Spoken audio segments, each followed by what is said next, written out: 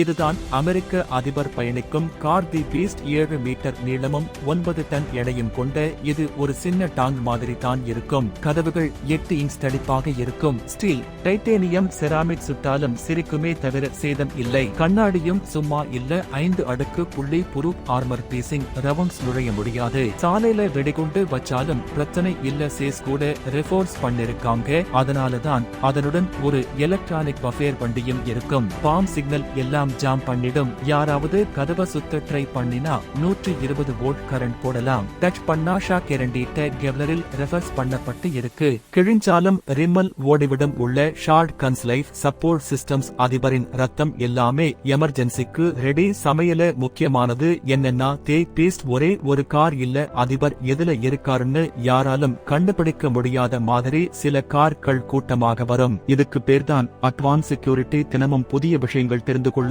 என்னை பின்தொடருங்கள்.